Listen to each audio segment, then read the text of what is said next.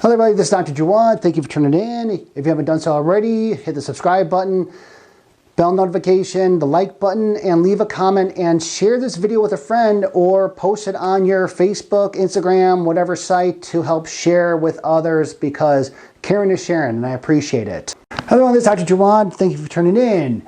This video is about low stomach acid and how your blood labs will indicate that your stomach acid is low, meaning that the stomach should be, the acidity content should be between 1 and 3. Anything above 3.5, 4, and so forth, it's more alkaline. So that means your foods are not being digested properly, which tells, what the indicators on the blood values they actually mean. Because remember, digestion starts in the stomach. Yes, I know for the people, no, it begins in the mouth. I know that.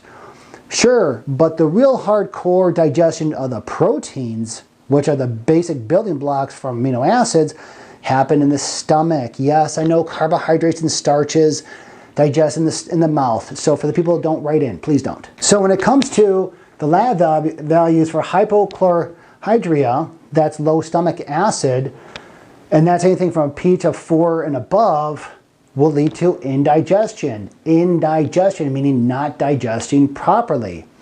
Now, when it comes to the lab values, for the blood chemistry part, you're going to have elevations of BUN, that's blood urea nitrogen. And that's a kidney indicator, meaning that you're not digesting the proteins properly, so the lab values are between 13 and 18. They may be a little more elevated. Also too, globulin, immunoglobulin. Globulin is a transport protein. It's good for your immune system. Now, the reason why you may be elevated or under is it's different. It's due to a cause. So above a 2.8, below a 2.4, everything has an indicator, so we'll have to do further investigations. But that is a protein. Total protein, it's low. Lab value is 6.9 to 7.4. Low albumin, that's a protein as well. 4.0, 5.0 is the lab values. Decrease in phosphorus, the values are 3.5 and 4.0. Now the common theme here is all proteins. So if your stomach is not digesting the proteins properly, this is where you're going to have too much protein in the bloodstream to make it thicker, the BUN, and also indicators that you're not digesting, so it's not being ready-made for the body to utilize. It means it's being processed as chunks, meaning that you have low hydrochloric acid, which is not breaking down the proteins. Now, let's talk about the chronic issue. So when it's a long time that you're not producing enough hydrochloric acid, now it affects the red blood cells. So with the CBC, we have the increase of the mean corpuscle volume, which is the size of the red blood vessel. Now, red blood vessels, when they first start off, it's kind of an oxymoron. With humans, we start off small and we end big. With red blood cells, you start off big and then go smaller. And the average lifespan of a red blood cell is 120 days. So what's happening, it's not utilizing your B vitamins. And those B vitamins are so important. So they're getting larger to carry more oxygen. Now you may say, well, that's great, isn't it? No, remember, when it goes to the capillaries, those red blood cells they're so small, they line up in a single file line. What happens if it's too big? It's not going to make it through. In addition, another increased MCH. This is what is the amount of the hemoglobin in the cell, increased size, and MCH, the average amount is 27.7 at 32. Now, that's part of the CBC. Now let's get back to the chemistry part. Decrease in calcium, 9.2 to 10.0. That's an average amount that we need calcium floating in the blood. Decrease in iron. This is not iron deficiency anemia.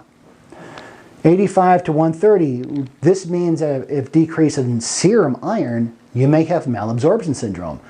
Not enough hydrochloric acid breaking down the proteins. Decreased chloride. The average number is 100 to 106. Now, chloride, what's chloride? Hydrochloric acid. It's one of the constituents that's needed to make HCl. If that's low, you're not absorbing it properly. And alkaline phosphatase, that's also too, that's an indicator that's going to be low. So what gives you low values or high values in certain areas? Remember, the stomach pH, that's where it all starts. That's the first line of defense, and also that's where digestion starts. So if you're not taking care of your stomach, which is the mixing pot, then you're not breaking down the foods properly to be absorbed into the bloodstream. Overuse of antacids. We don't need antacids, actually we need more acid to shift that pH between 1 and 3. Because why? Because it suppresses the stomach acid being made. And usually with antacids, this is where you get a lot of anemias. Low stomach acids don't allow stomach to digest, do its job. If you have too low of stomach acid, it's not allowing the stomach to do its job, and that's digest the proteins. Low stomach acids, this is where you get signs of reflux, GERD. Why? Because the stomach has a top part and a bottom part. Esophagus, stomach, cardiac sphincter. When that pH is between 1 and 3, you take food in, it closes. When the pH is above 3.5, 4 and above, what happens? It doesn't close. The porthole doesn't close. So this is where you get all this GERD stuff coming up. So fix the hydrochloric acid in your stomach. And watch the next video following this one. Thank you very much.